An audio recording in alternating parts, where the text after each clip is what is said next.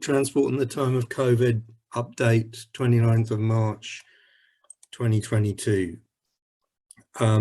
That's the address for the website where you've got past videos and slides.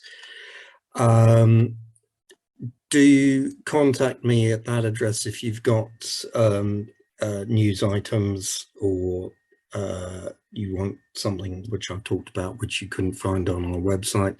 That's the new address for the website. Do go to it. As Claire said, that's where you can get your Eventbrite link. But you've also got all the YouTubes for the past couple of years and slides of the presentations. Okay, so still staying with the war because it is important, we need to remember it. And also just that Vitaly Klitschko, Mayor of Kiev, does go to work by bike. There's a graphic some people are using on their bikes. I went on this demonstration on Saturday, and there's a rather nice image of a couple who got that. So I think that's a Turn electric assist, which is quite an interesting bike.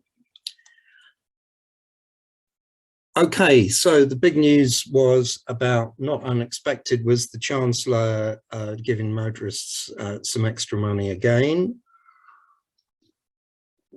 There were some good responses to that, pointing out that wealthier people were likely to profit from this most, and that the poorest in society are least likely to drive, so they wouldn't be getting any of it. Here's some graphics which illustrate that. So if you look at the lowest real income quintile, you've got about half of them don't have a car, and at the highest three quintiles, you know that they've all got cars, so they're the ones who tend to benefit. Some other data on that: proportion of households with cars by income groups. So here's the zero ones, poorest decile, and it goes up fairly obviously. Interestingly, the top three, there do seem to be people who no doubt either have chauffeurs or live in the cities where they can use taxis or public transport or walk.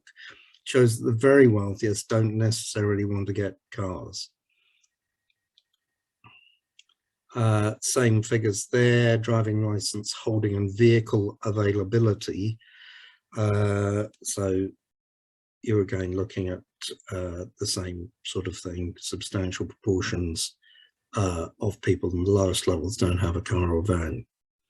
So there's some data for you. Okay, there is someone on Twitter you may know of as Shit Planning. But since we don't do potty mouth here on Ideas with Beers, I've actually amended some of the language on his tweet. But it's very interesting because it's about the new type of rural development which we so often row against. And he's saying, you know, let's look at this so-called cycle lane checklist. It's round the back, it's not overlooked, so it's personal insecure, intermittent lighting only, excludes those who wouldn't feel safe, goes outside the development, it's not direct, etc. So do follow him if you want examples of how planning is done badly. Here again is the CREDS report, which I referred to last week. You should read it. It's about what's been happening during the pandemic and what's how things have sort of settled down, or where we are at the moment. So do have a look at that to see about where we are and what we need to do now. Here's reading list. Again, the new things in it are nice article by Professor Phil Goodwin, which is actually the text in LTT of his speech at a PACT webinar a couple of weeks ago, and he says economy, environment and safety all require a major shift in resources from the roads programme to active travel, public transport, traffic and speed reduction. So do read that. Also new, Sustrans have got out a new guide, Walking for Everyone, a guide to make walking and wheeling accessible, inclusive and desirable. And that's to read alongside this report from We Are Possible, Nobody Left Behind, about disabilities in the decarbonising world and how to be inclusive.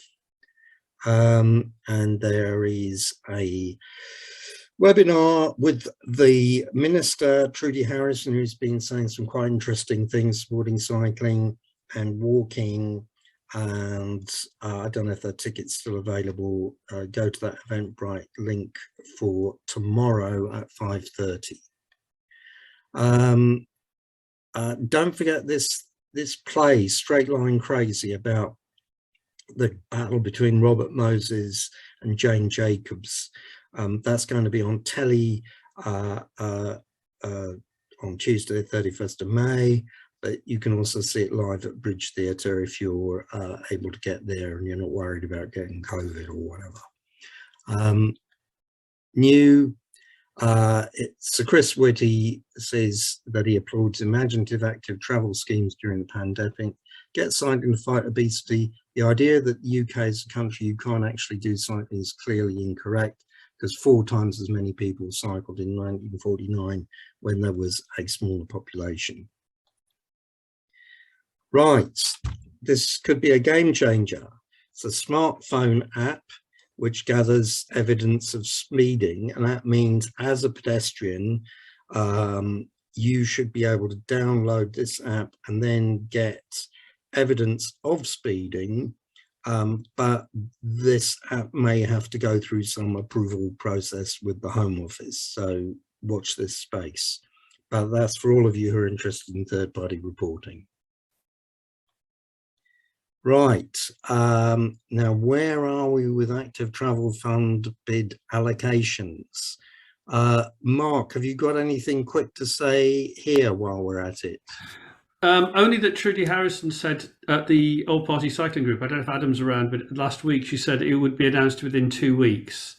Oh, right. And there are various hints, whether she was meaning to say that and being kicked under the table by a civil servant or not, who knows. But there are hints that some things are moving. And I gather, because the announcements in August, the bids in August were 3, there were 3 things. There was Active Travel Fund 3, there was Mini Hollands, and there was social prescribing of cycling and walking. The social prescribing has been awarded and is public, I think. The Mini Hollands, I'll come back to Ruth's point in a minute. The Mini Hollands thing, I can't possibly comment, but there may be movements in that very soon. But the Active Travel Fund, no one knows. Ruth, the article in The Guardian was from a recycled news from November, which we've talked about. It's the Capability Fund. God knows why they decided to rerun that article, because it's not news. And there were actually 10 councils that were told they weren't getting money, not 3. So much as I love their articles and their stuff, it was a very strange thing to run it 6 months late. Bob, yes. I don't know where it came from. So, okay, right. Here's some stuff from the UK.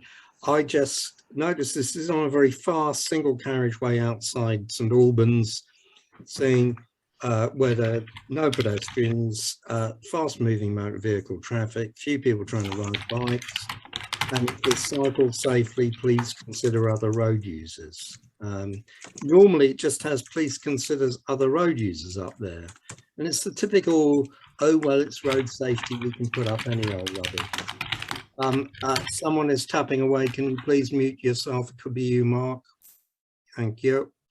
Okay, so the next thing from UK, this is also something that we didn't like. John Dales put out this photo from Grantham, noticing that at one junction you've got 5 arms, 38 poles, 25 signal heads, 3 separate signal stages to walk across 3 of the arms, 2 separate stages to cross the other 2, no facilities of any kind to assist cycling, and 68 guardrail panels. So, you know, that's an example of everything wrong, really. Now, this is something that the minister said last week.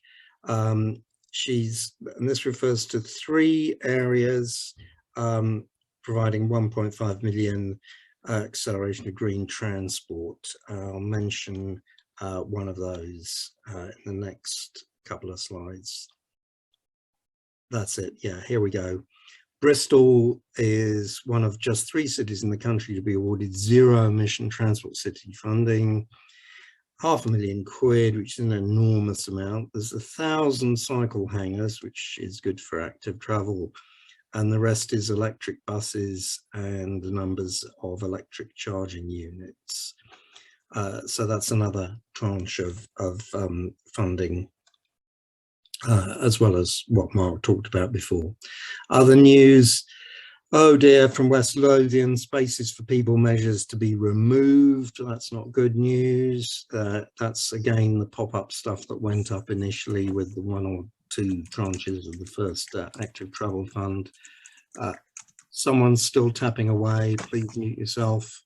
Please mute yourself. Thank you. Sheffield, now interesting story here. So a Green councillor called for scrapping parking fees, beg your pardon, at Sheffield's popular Hillsborough Park to make the school run safer, to get people to stop leaving their cars outside schools, leave them somewhere else, and that will be okay. A lot of criticism saying, look, that's just feeding the desire to drive. You know, you can't kind of keep on feeding the habit, as it were.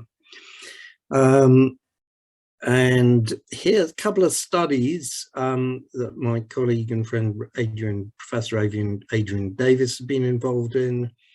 Health impact assessment of road space reallocation in Scotland, looking at the first low traffic neighbourhoods that have gone in. And here's a brief summary of some of it in the second link I've got there. So do look at that. That's a study of what's been happening in Scotland over the past couple of years. And it's got quite good results. I noticed this from London Councils. For those of you outside London, London Councils is a body which represents the 33 councils in London.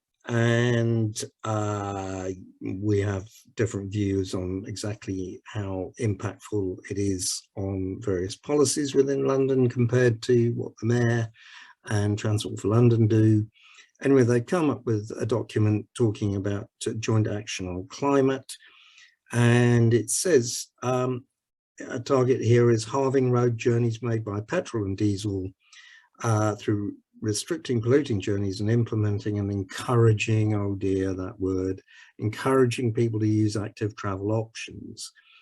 And it's led by Royal Borough of Kingston and City of Westminster. And if you've been following us, or if you know the London scene well, you might think that City of Westminster are not the best people to be involved in pushing for extra active travel. I suspect this is going to be a lot about electric charging points, EV charging points. Oh dear, another bit of bad news in City of London. Pollution levels saw as UK's first zero emission street is scrapped. You can read that story there. That's in the city. City normally does everything right. I don't know exactly what went on there, but it's not good news. It's for an area that's covered over at the Barbican, so air quality is a particular issue there, a lot of traffic. Again, mentioned bad news from Greenwich about scrapping schemes. Here's a cycle route being scrapped alongside the LTNs I mentioned last week. This guy 853 is an interesting blogger.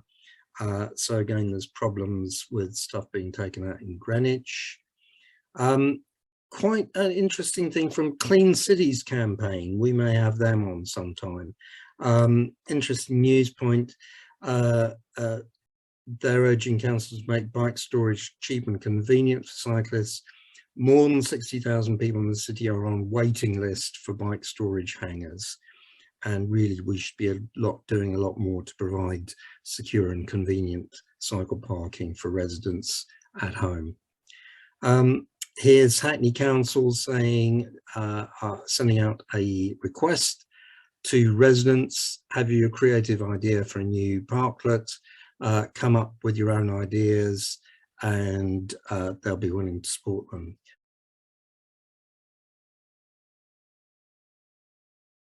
A man who tweeted as crippled cyclist, Richard, that was his tag.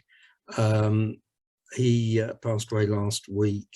There is a GoFundMe that you can go to contribute to his memory. Just really to say a couple of words about Richard, who was I think probably known by all of you if you're cycling campaigners and on Twitter, and who has had a massive impact alongside others, but in a particular way, which I think has had the most impact on social media in this field, which is, so I found out today his age. He was 31, and just a totally unexpected loss. He was a fellow hand cyclist, a fellow inclusive cycling campaigner and activist, a fellow ambulant wheelchair user, a member of the Beyond the Bicycle Coalition, and Mark Philpott, Ranty Highwayman, is here also from the Beyond the Bicycle Coalition, and we worked so well together. Really, his impact, I think, was from the fact that he was so clear, so uncompromising, never rude, just for the sake of it, and just really clear to help other disabled people fight their way through using the Equality Act to remove particularly discriminatory barriers on cycle routes. He used other disabled people's tools to explain the Equality Act and made it, that's Doug Pawley, who had developed a tool to, for other disabled people to use the Equality Act in general, and Richard tailored it to helping disabled people to fight barriers on cycle routes. Just really specific, really precise, really clear. And he made it available to everyone to use. And I think what I think was the most remarkable is that he wasn't just giving loads of time and effort personally to support other disabled people to do this, but he also educated the whole of the cycling campaigning world. And I just love the fact that over the last few years, disabled or not, people knew to tag him and to point people to him, and he would then give his time to supporting people through using his FOI, Freedom of Information tool. So we've lost a real influencer. I've lost a campaigning soulmate, I have to say personally, even though I didn't know him very well at all, but we were right on the same wavelength.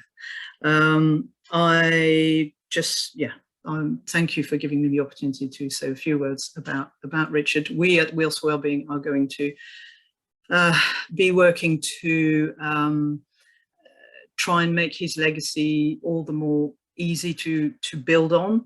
I haven't really had time to talk with colleagues from the Beyond the Bicycle Coalition as to what we're going to do, but the whole point is going to be about making sure that the tools that he developed are going to be really prominently made available to people. They were already on the Beyond the Bicycle website, but we're going to make sure that Wheels for Wellbeing makes that even more prominent. And what we've lost from his hand-holding individuals through the process, we'll have to try and find a way to replace somehow. So thank you very much, and on passing on to Mark.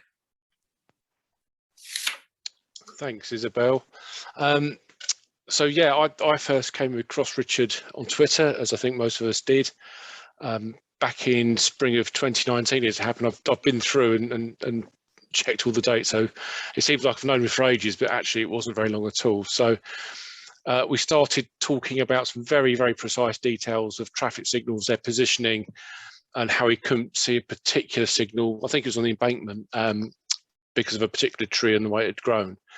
And so we carried on tweeting on the small and interesting stuff around cambers, curbs, turning circles, gaps between objects, and just how large one of his cycles was compared with some of the design guidance. And so we realised that he as a hand cycle user, me as a tricycle user, we had something in common there. And that commonality is how the built environment threw up problems for us both. And so I was starting to get some more insight into how he, as a disabled cyclist, was using the laws campaign. And this was for literal barriers, as Isabelle's just said, how we could deal with those. By September of 2019, after lots of sort of toing and froing in the background, I asked him if he fancied coming along to a meeting of Beyond the Bicycle, just to speak on what he'd been doing. And he was kind of battle hardened through direct action. He told us a story of him actually getting stuck on purpose, and he just happened to be carrying the kit that would dismantle the barriers to get him out again. So he's very much up for the direct action. He was intrigued to learn about the engagement side that we were dealing with and some of the behind the scenes stuff. So we got him in the room, and then we co-opted him onto the group. So there was no escape. And just very soon after that, we went for an actual ride around the Southwark area to look at some of the specific bits and pieces on site with him. So that was great to chat through in real life. Then of course, the pandemic hit. Beyond the Bicycle went virtual and a bit sporadic, but we kept in touch on Twitter. And he continued to refine this masterpiece of freedom of information submissions he'd got. And I think he was on sort of the fourth or fifth iteration of that. And of course, things were getting better. We were all looking forward to getting together again at Beyond the Bicycle, but sadly that wasn't to be. Richard has helped me. I know he's helped many other engineers become better designers. Through discussions and more widely, he's genuinely raised the profile of accessibility, and in getting it right for disabled cyclists, it helps everybody else. And above all, I think he was far too modest to take any credit for all the good he did, and that's probably going to be his biggest legacy. As Isabelle said, Doug Paul has set up a fundraiser. I will put the link in the chat in a minute.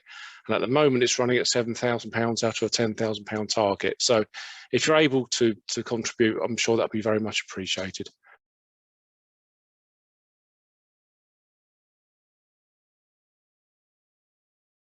Hi, I'm Saksia Heijltjes. Thanks for having me.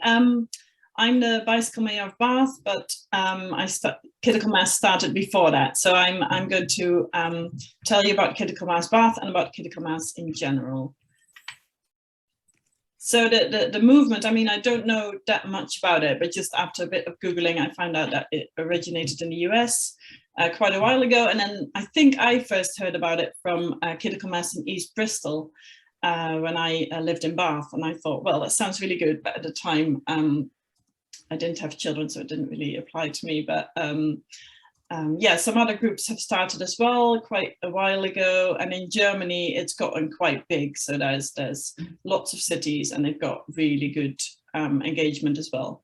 So the idea of Kidical Mass is that all children and young people are able to safely and independently travel by cycle. Well, this is something that we're quite far from in the UK, I would say. But yeah, the idea is space for the next generation. And if you design for children, you basically design for everyone, including older people and people with disabilities. So a little bit about me, because I think it is kind of relevant to this story. That I grew up in the Netherlands. I moved to the UK after university, and I spent a year in Paris as well. But I moved to Bath about 10 years ago. And I work at the University of Bath, and I chair the bicycle users group there. So I guess, yeah, that kind of got me involved in the Walk Ride Bath, which was called Cycling Bath, I think, Cycle Bath at the time. So I got involved with that a little bit, but not too much until my children came along, and I experienced how it is when you actually want to move around town with, you know, a baby or a toddler in tow. And yeah, we are a car-free family, and before our second baby was born, we got a cargo bike. We imported it from the Netherlands, and it's amazing. Like, I'm sure every cargo bike owner will tell you, it's life-changing and it's a lot of fun. And yeah, basically people stare at us all day, every day. People point at us, people say, we've never seen this. Things are changing very slowly in Bath, with quite a lot of long tail bikes on the street, but still it's quite a novelty, and people haven't really seen it or don't really know what this is all about. So I guess our daily reality is you know, a lot of cycling on the towpath, a lot of pretty horrible pavements, including pavement parking, a lot of cycling on the pavement, which is not great. The picture on the right is basically our walk or cycle to nursery and local park. And you know, with my eldest getting older, we kind of get into that stage where she can cycle by herself, but we can't really do that because the roads are not safe enough. So I guess hence my growing frustration, not just for me. I always say this is not about me, but obviously it is coming from my own experience as well. But I just want people to be able to cycle from A to B because it is cheap and it's fun, and it's a great way to move around. So in terms of the local situation, we have a Lib Dem council, and they were voted in with active travel as part of their manifesto. So that was great. So we had kind of something going here, something good. This horrible photo, by the way, is at the entrance of the University of Bath at the top of a hill, and it's a horrendous crossing that is going to be fixed by some active travel funding coming our way. So then in 2021, in the pandemic, there was a cabinet reshuffle, which was unexpected for us on the campaigning side, and it caused a lot of concern for what was actually things were going very well, but then we were suddenly very concerned because the person that had been doing great work was basically pushed out. So that's when a couple of us got together and we were like, we have to do something, and something that is visible. And I think I had been talking about wanting to do Kidical Mass, but pandemic, complicated, don't know how to do it. But a couple of people kind of encouraged me and empowered me. And with a couple of people, we started Kidical Mass in Bath. And we got 150 people together, which was a massive surprise because we didn't have people sign up. So we basically didn't have a clue how many would turn up. And it was very much still, it was very much a protest. So it was a fun event, but it was also a protest with a couple of signs and a bit of chanting. And yeah, the ride went very well, and people were asking, well, when is the next one? So that is basically how it came about. Then we decided to kind of do them regularly, try to do one every month. So what happened was, we basically did monthly rides. We did some that were themed, so a back to school one at the end of the school holiday, and we did one for Halloween, which was around sunset. So it was getting dark. It was not completely dark because we didn't really dare to do that without practicing a bit. And we had a Christmas ride, which was really great. You could see that different people were attracted to different rides. So for the rides in the dark, some older children turned up. So that was really, really interesting and really good to kind of see different people at different rides. So we are reaching quite a lot of people. Usually our rides are attended by about 100 people. Not all on their own bikes, but a lot of them are on their own bikes, even as young as a 4-year-old. We've had children on balance bike taking part.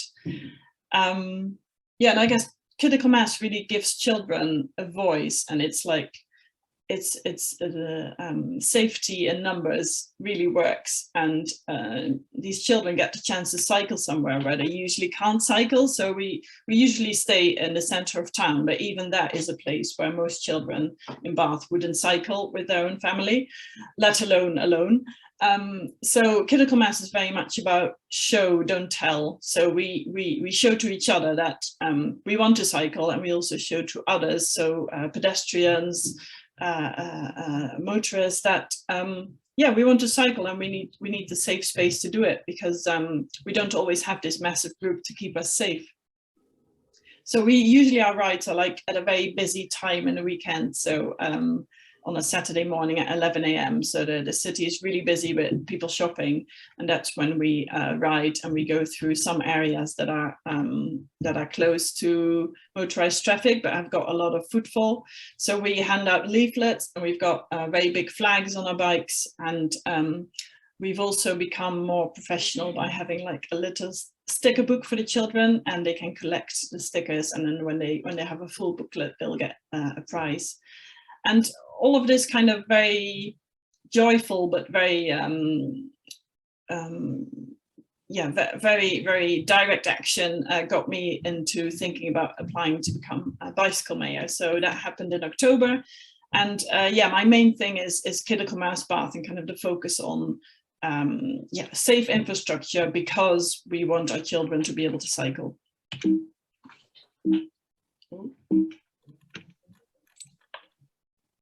So some of the lessons.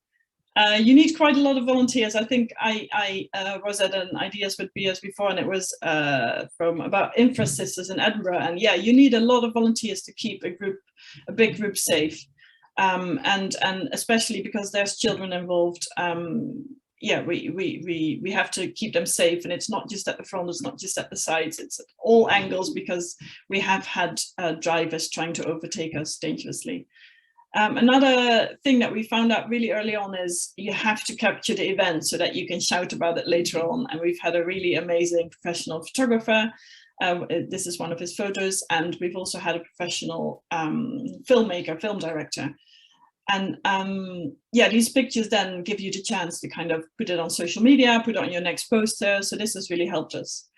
Kidical Mass is actually a chance for children to practice cycling. I never thought about it like that, but because children are not often getting the chance to cycle on the road, Kidical Mass is actually giving them that practice. Instead of going to the park, they can actually cycle on the road where they want to cycle, but usually don't feel like they're able to. And Kidical Mass is very fun and very joyful, but it's still a form of protest. So we're not a ticketed event. It is very much a protest, even though it comes across as very happy, and you know, everyone ringing their bells, and yeah, it looks like a lot of fun, and it is a lot of fun. And we've also found out that the more fun the rides are, the better it is. So having a theme, we've had loud music at the last rides with like a massive sound system. We had people dressing up. Next ride in May, we'll ask people to decorate their bikes with flowers and leaves and stuff. So yeah, the more fun, the better. A couple more lessons learned. Yeah, relationship with the police has been interesting. In the beginning, they were very supportive, and they managed traffic for us. But we've now been told that they can no longer do that. So we're basically on our own, which is quite hard, because it is tricky to manage traffic without having the authority of the police, obviously, there. Insurance is another really complicated issue. Together with another Kidical Mass group, I'm looking into arranging that, but it's really tricky because we are a protest, not an event. But yeah, hopefully we'll get that sorted soon, because that will help others to start their Kidical Mass ride. We want to get more non-standard bikes involved, so trikes, electric trikes, any bicycles, any cycles for disabled users. And we've been having an electric trike along, but it's really tricky for them to get to the start of the ride, which is actually coming back to the point before. People are having trouble getting to the start of the ride because it's not safe for them to get there as a family. So all of those are proving the point that we need better infrastructure so that people can actually get from A to B safely. what is interesting is that I guess in the summer, yeah, spring of 2021 in Bath, we started and we shouted about it on social media, and it got picked up. And then other groups were like, oh, we should actually start again, because they had been going, but they'd stopped. So a couple of other groups restarted. So that's really good to see. And we've been in touch with each other. We're basically helping each other out. So I don't think I can view this video because I can't share the sound. Shall I try? Why not? You'd always post the link to the video in the chat, Saskia, when you finished, if people could. It's a very short video. Yeah, it works. Oh no, it's gone.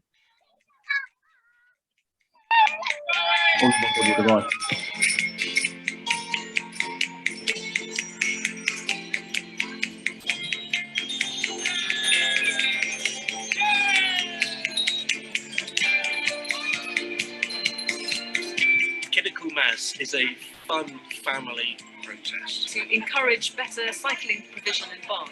We need to prioritise walking and cycling by not making all the roads available for parking and driving.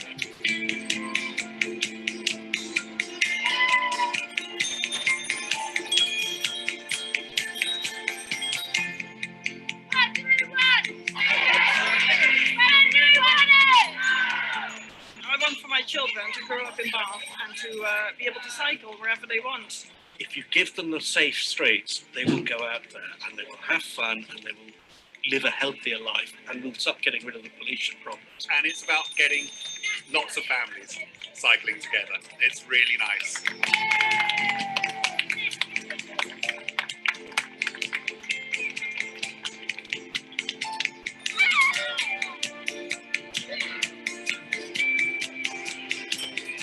Happy cycling!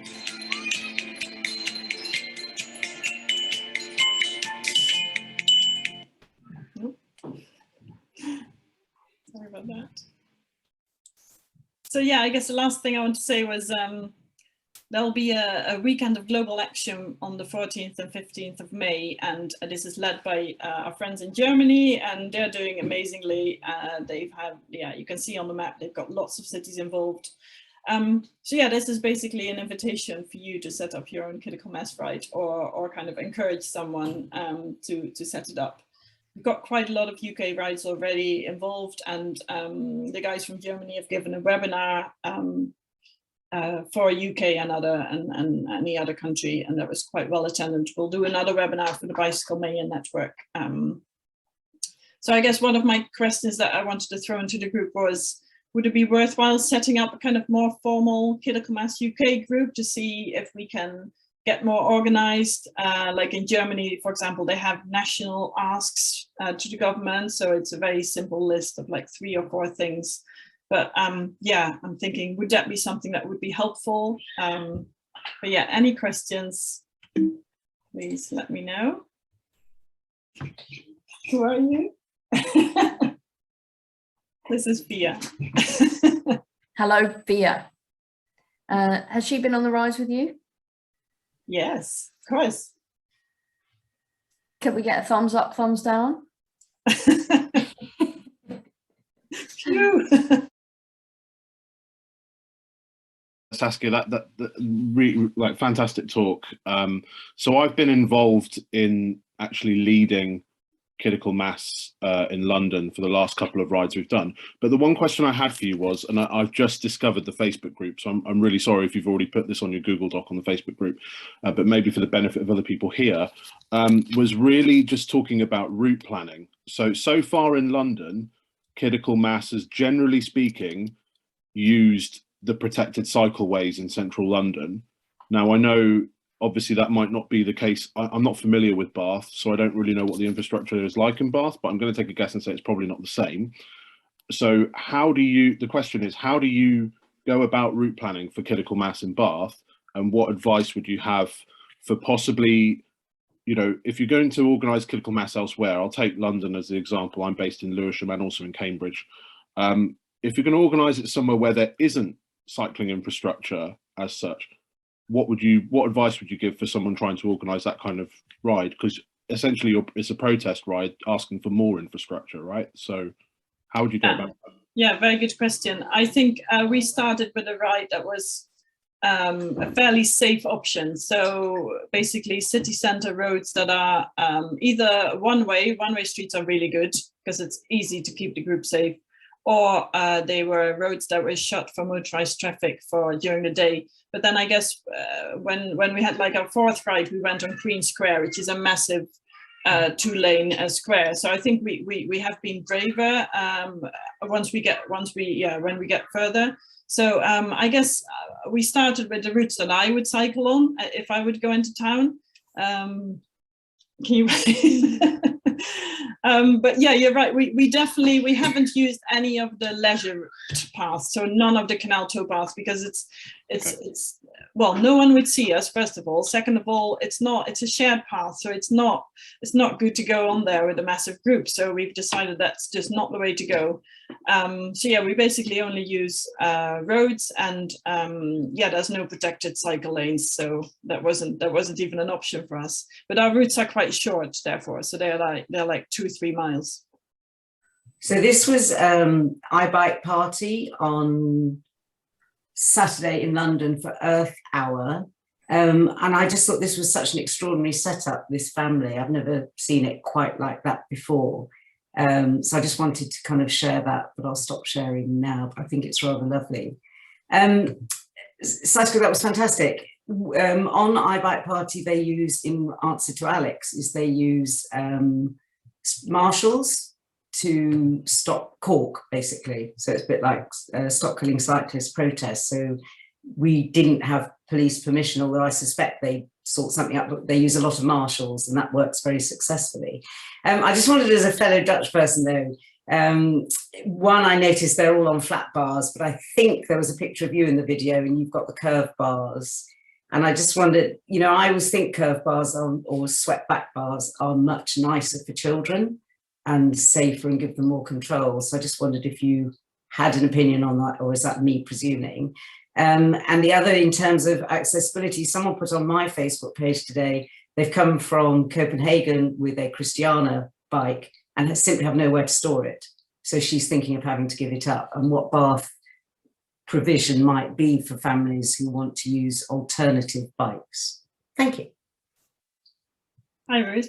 Yeah, I don't really have an opinion on the bars, although I myself prefer the swept back bars. Yeah, definitely. But yeah, and children's bikes, I'm not sure. Usually the Dutch style bikes, they're quite heavy, and that doesn't work here with the hills.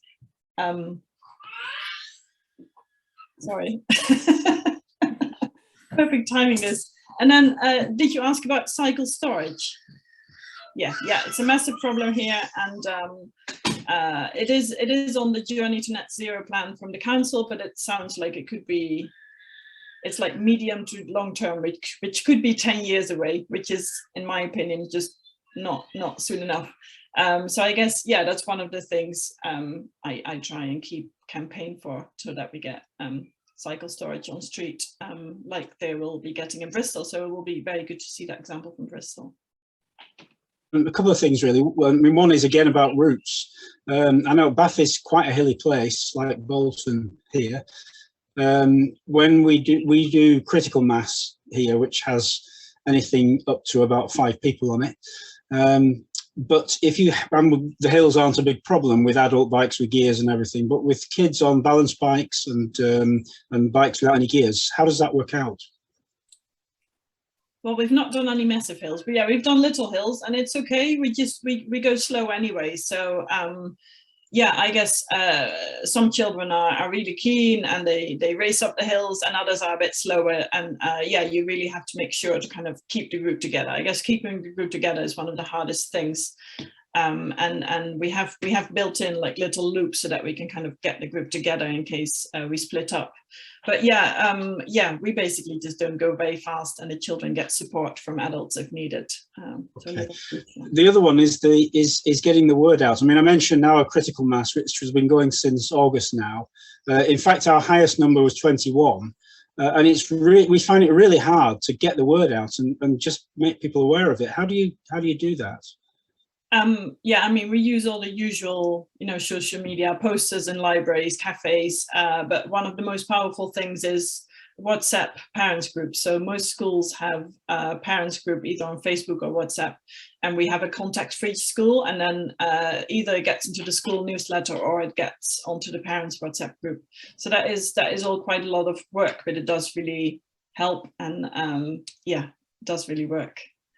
Saskia, that was a really, really great talk. I've got a couple of questions. Actually, I'm going to pick up one from the chat, which sort of links to something I was going to ask you about. We have in Newcastle now 3 rides coming from different areas, and the first Kidical Mass we did, I think, was something like 2017, and we did it to celebrate new routes. So a bit like the London one, we were using protected cycle lanes and routes through relatively low traffic areas, and then into the city centre onto a protected cycleway.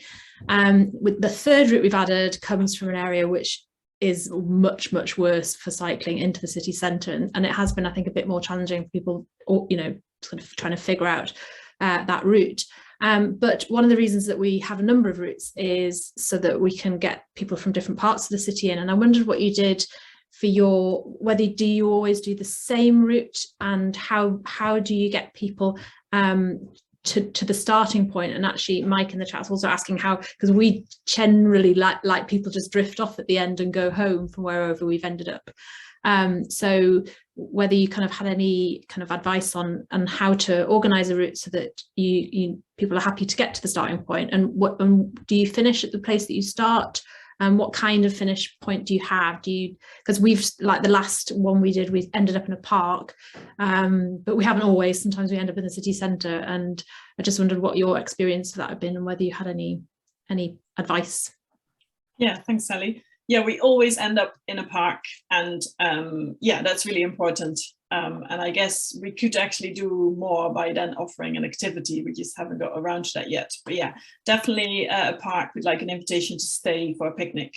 And that has worked really well so far. We've done 2 different parks, and we'll do a new park for the local East of Bath ride. And we've also stopped for the Christmas ride, we stopped at a local, it's called Green Park Station. It's an old train station, which now has a pizza place in it and some shops. So that was a really nice place to kind of be warm and dry, but still kind of COVID safe. Yes, and in terms of feeder rides, we haven't done that yet. We're kind of looking into that for the next ride, but I think it's the best if participants themselves kind of organize that instead of us. But yeah, it is important because people do find it difficult to get to the start of the ride. So yeah, that is definitely a concern. I think Bath is lucky in terms of the leisure routes. They're not perfect, but they do get people into the center of town. So we always start next to the Abbey, and usually people are able to get there quite safely. So we have there may be a couple of people driving in and then parking and then cycling, but there's not many.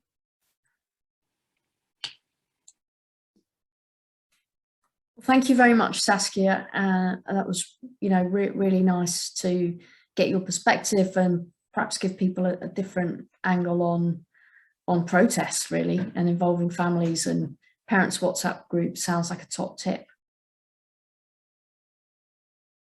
Darren is one of the Ideas with Biz regulars, and he's a Bikeability trainer, and Bikeability has cropped up a lot in our conversations. And so Darren's going to tonight kind of present a bit of a perspective on it, asking kind of, does it work? What might alternatives be? I wanted to talk about Bikeability, a little bit concerned about, how much detail to go in with that, because you really could get lost in it. And also really, I sort of wanted to talk about how might we get children cycling to school.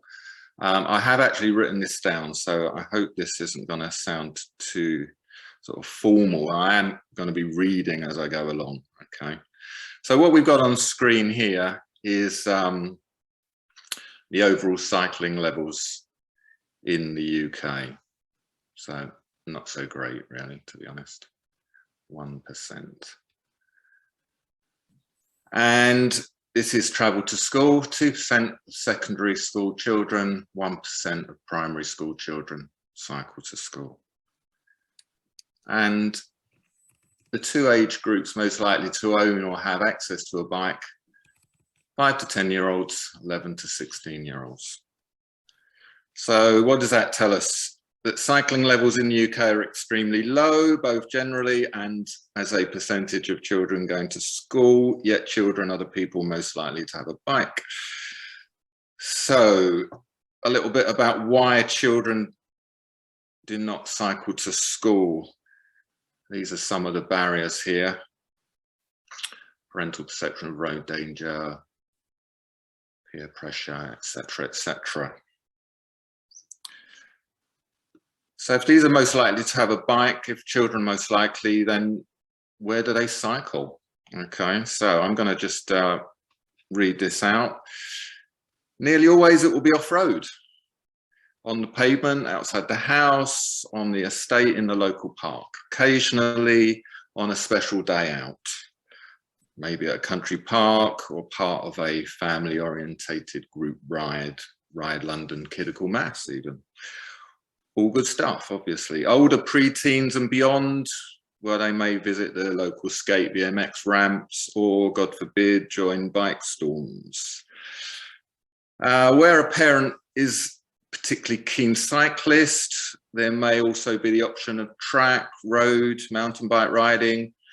Children who have a parent who cycles are the ones most likely to cycle to school. Some others will do so using the pavement, which is actually illegal, but hey. Unaccompanied children cycling to school on the road is a rarity these days. Some head teachers, even echoing the parental perception of road danger, would rather ban children from cycling to school than ban motor traffic from driving outside it. I also know of schools that have booked cycle training, but not let the children do the on-road part of it, believe it or not, insisting that they must remain in the playground all week. So the number one reason why children and adults, in fact, don't cycle is because it is deemed to be too dangerous on the road. The second reason, because their parents don't. Okay, there is no culture of cycling, and that may well be linked to reason number one. So given the above, we might expect cycle training to be some sort of solution.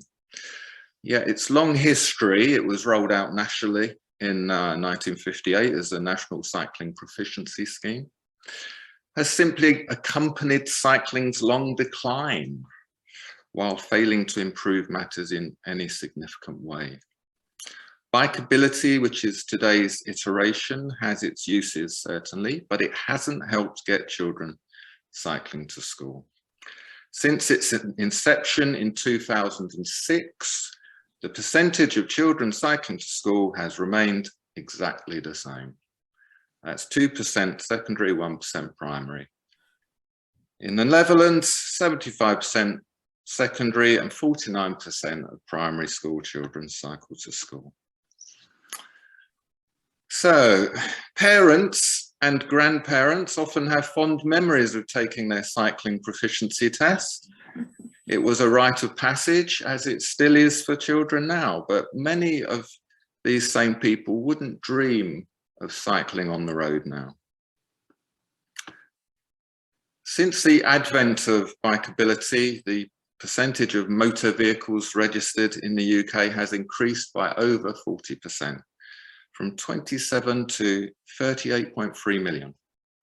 The percentage of children who are driven to school is now 54% and continues to rise. The school run accounts for 29% of morning rush hour traffic. So, since its launch in 2006, more than 3.5 million children have taken part in bikeability training. This is a quote from the Bikeability Trust, and we should note how, while it is suggestive, it carefully avoids making any claim to having increased the numbers of children cycling. Children might learn how to ride safely and confidently on the road, but this doesn't necessarily translate to them actually doing so. Most of those children will either not continue to cycle, will not cycle with any regularity, or will never cycle by themselves on the road. Can this really be deemed a successful outcome? Bikeability cannot by itself deliver systemic change. It is simply one part of a larger whole that works directly or indirectly towards increasing active travel outcomes. And no doubt many individuals have gained a lot from doing it. Within its remit of improving individual cycling skills, its achievements are valid. Most notably, I think, in respect of adult one-to-one training. Adults are much more likely to keep cycling and thereby reinforce the learning, whereas most children will lack the option of ongoing practice. If lucky, a parent will actively encourage and cycle with them, but few alternatives, school cycling clubs for instance, exist.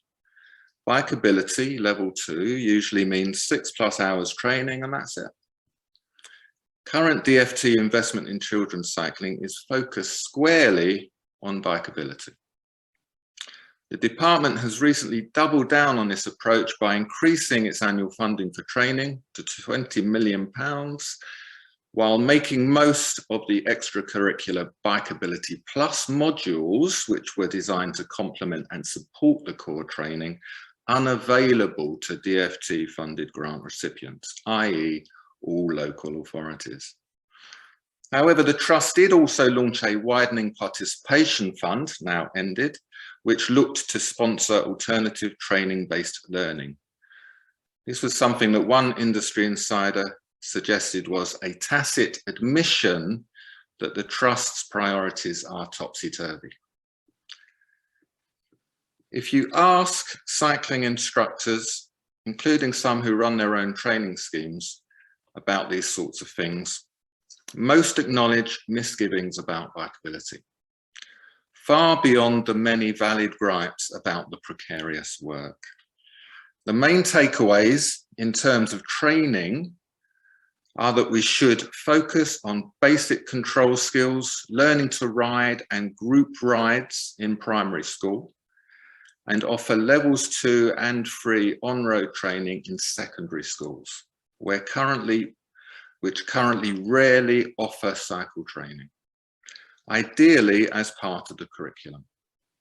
Those aged 11+ have much more opportunity to cycle independently and to school than do younger children. Hence, training which is focused on delivering level 2 in primary school is misaligned. Personally, I would like to shift the investment focus from cycle training to infrastructure and interventions, which could include both segregated cycleways and school/youth cycling clubs and rides. School street networks, a merger of school streets and LTNs, time limited where necessary, could be designed to cover school run times and allow children to cycle to school much more easily. A web of quiet, traffic calmed routes with schools as nodal points. The installation of dedicated cycling infrastructure, which is proven to increase cycling levels and which has seen marked increases in the number of people cycling through central London, can be seen as the antithesis of bikeability, which has failed to prove such outcomes. There is also the safety in numbers approach, as demonstrated so impressively by Critical and Kidical Mass. Cycling literally as a mass movement, which allows participants to reclaim the streets for cycling and against motor traffic. This is central to the final intervention I'd like to suggest in support of cycling to school, which is bike buses. Properly organised, I believe these could help transit large numbers of children to school, and in doing so have an extremely positive impact on health outcomes, the environment and local roads, hopefully helping to reverse the motor-dominated school run. I would be very happy to present this idea in much more detail at a later date if anyone is interested in that. thanks very much for listening. That's it.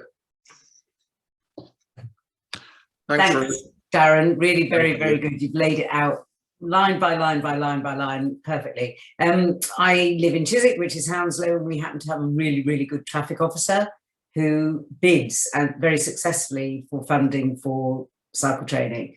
So she gets it for year 5 and then year 6. The problem is that year 6 is when they should be doing level 2, which is on road, so that they're ready to cycle in the summer, which means they're ready to cycle for year 7, so they can cycle to school. It's not really a question, it's just kind of corroborating what you've said. I suppose my feeling is it's not bikeability per se that is the issue, it's the funding and the lack of funding, and it needs to be countrywide, child-wide, and it can't be down to whether you've got a good travel officer who manages to get the funding or doesn't. Yeah, I think it really needs to be more focused. At the moment, it's a little bit skewed in so much as most of the cycle training is level 2, and the younger children generally don't get to do it.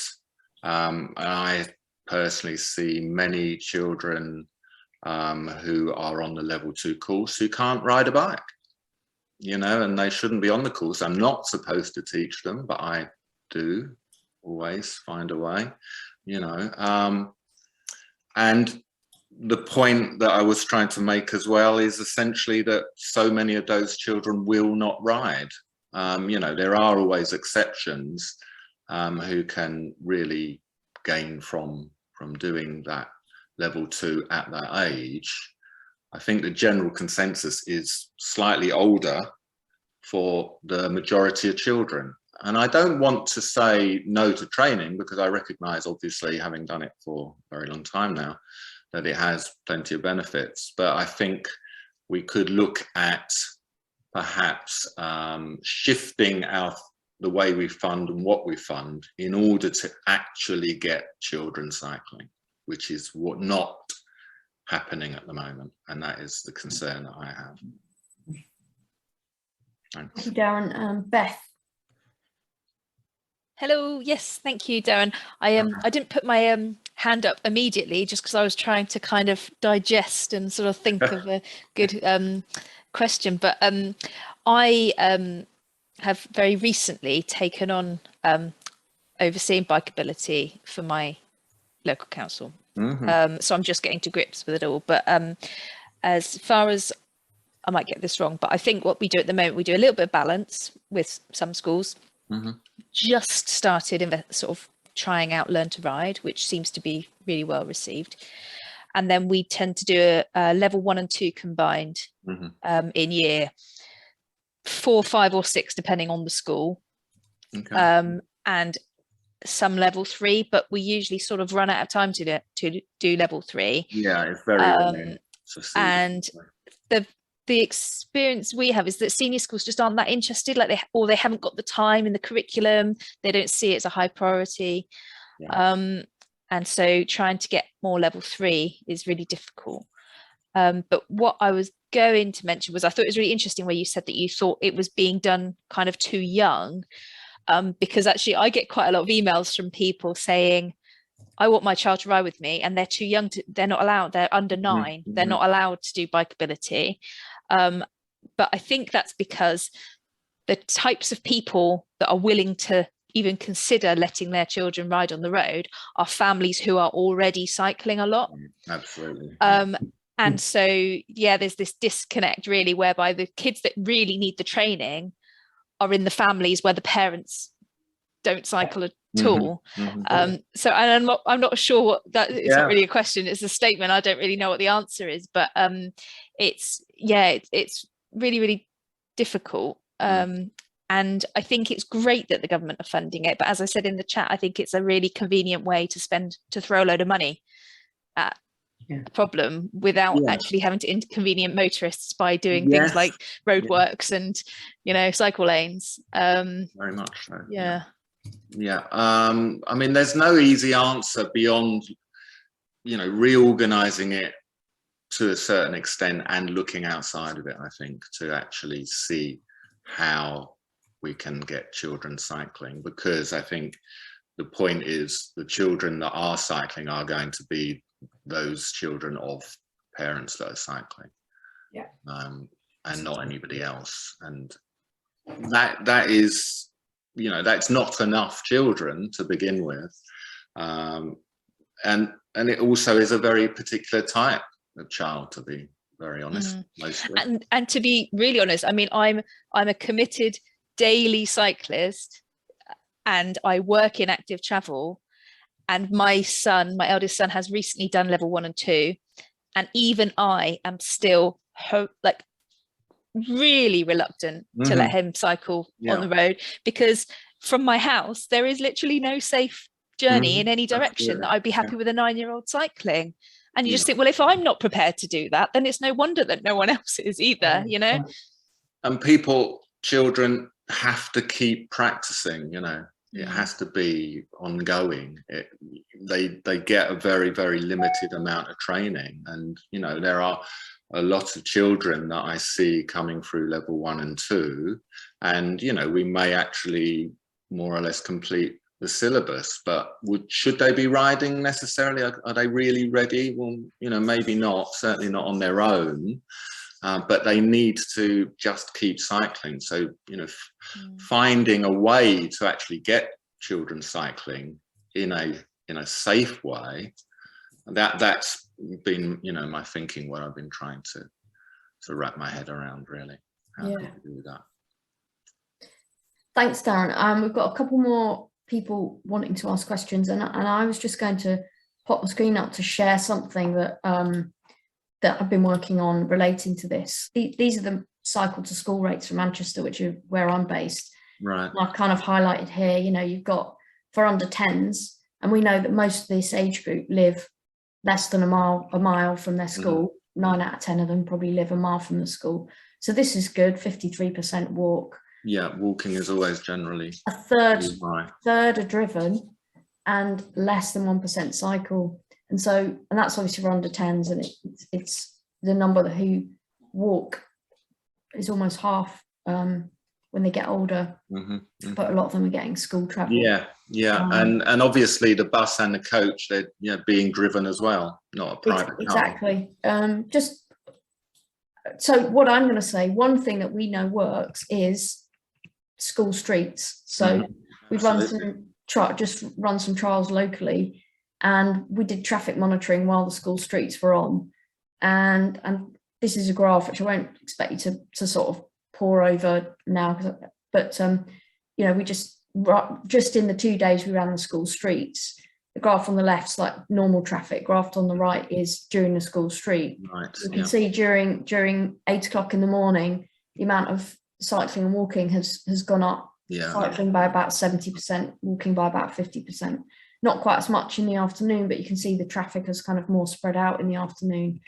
And just looking at where the school streets are at the moment, this is the school streets website. So you can see they are starting to grow outside London. Obviously our position is, you know, there aren't any in Manchester, which is kind of what we're pushing for. I think, to answer your question, school streets do really work to get people cycling. Sally. And having a network would be fantastic, wouldn't it? Yeah, I thought that was a really great talk, and yeah, it's made me think a bit. I didn't do a cycle proficiency, so I just learned to ride a bike and out. And then it wasn't until my son was sort of in year 6 and he was going to have to start cycling to school on his own in year 7 to go to secondary, about 2 miles away, and there's not really a better way of getting there, that we thought, he knows how to cycle, and he's always cycled to school, but he wouldn't necessarily listen to us when we say you have to signal here or you have to be here on the road. And so over the summer before he went, I think my husband took him to do some cycle training, but we were never offered it at school or anything like that. And so, and my daughter, we were talking about this the other day, whether we need to do the same for her, probably, although she's much more, she does listen and she does get it. I mean, is it something that should be happening in schools, in fact, or it actually should there be places that you can go to that are more, you know, it's more kind of publicly advertised, this is where you do it, and you do it over the holidays, or you do it over, you know, rather than it being in school? Because I know, had he done it at school, I don't actually think it would have been as helpful. I think, you know, there can be an issue at school where you're, you know, trying to manage the group and you've got the whole sort of peer pressure thing going. And a one-to-one session is always, you know, going to be more beneficial. And, you know, in certain boroughs that used to be an option. But I'm talking, you know, from a sort of London centric at the moment, you know, the funding is all over the place, and we don't even know whether there's going to be any cycle training for the next few months. There's been no announcement whatsoever for post-Easter, and no one's been booked in for any jobs. So TfL, it looks horrible, but to roll back, yeah, I mean, I would. He sounds, obviously he's been cycling. I personally would consider that in the, you know, the final year of primary for those children that are already cycling and have some experience, to actually, you know, get them set up. I think Ruth might have mentioned this at one point, to get them set up for secondary, as somebody mentioned it. Which is, you know, which makes a lot of sense, obviously. But just talking as a sort of general rule, I think the consensus is level 2 should start in secondary school, because that's when they will actually be cycling. And the issue is that they can do the training, give it a couple of months, and they'll have forgotten it all if they're not cycling, and if they're not cycling regularly. You know, and research has been done to back that up, unfortunately. So it's a case of trying to, you know, make it happen when the children are actually going to be able to get the most out of it. My view is, I've mentioned before about direct support for cycling. I had £250,000 to spend every year, and it was based on cycle training. First thing is, I had a very keen bunch of cycle trainers who were all passionate and committed and knew about everything. They weren't just bored people who were taking a crap job with rubbish money. Secondly, I did a lot of work with adults, and what we've heard about groups of ethnic minority people, women, ethnic minority women, people with special groups, people with disabilities, families, etc., where there's a high level of commitment. You can do journeys to work planning, you can involve maintenance skills and everything like that. The whole point about Bikeability is it was started by my colleague Ken Spence, and I helped him out turn of the century. It was different from cycle proficiency in that it was supposed to be in real world conditions on the road, which it is from level 2 and 3. What has happened is it's gotten to the dead hand of the road safety officers, who aren't interested, don't want to push it, they want to dangerize, and it can actually be counterproductive, because you get the message from them of you have to wear lids and bright clothing, and it's dangerous. They've done their bit, they get some money from TfL or other people, and it's no good at all. I would say, in fact, even counterproductive. So it has to have that commitment to being involved in actually doing what is required, because the whole point about Bikeability is to teach them to ride in normal real world conditions. And that hasn't happened. It's because we should have seen it when the road safety officers got in control, and it really has to be done on those bases, otherwise it won't work.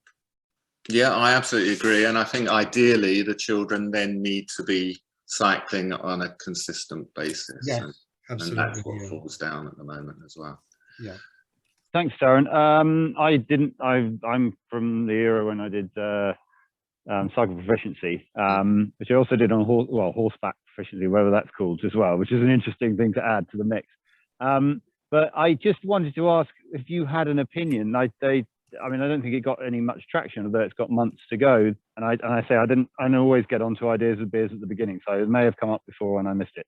But there was a petition that was requesting, a petition on the government site that was requesting Bikeability, I don't recall which level, as a part of, or a contingency for driving test, a requirement for the driving test. Yeah. Just having listened to everything you had to say about its, questionable effectiveness, and particularly that, it's necessary to be practicing it.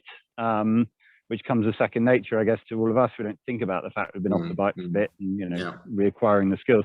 I just want to know if you think there's, I mean, I know it's pie in the sky and it's a very, you know, it's not a realistic thing, but it is, I think one of the things about these petitions is sometimes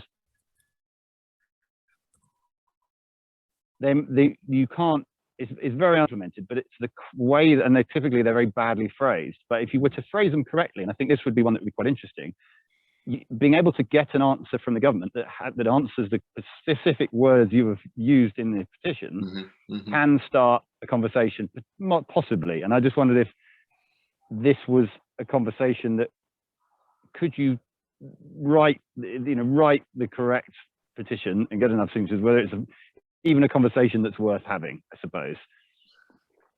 I think it is a conversation worth having, because anything that makes, you know, drivers, motorists think about cyclists, people on bikes, has got to be a good thing. I mean, I have some relatively limited experience of doing SUDs, which is basically training, providing training to HGV drivers. And obviously, because there's such an issue with, you know, the interaction on city streets.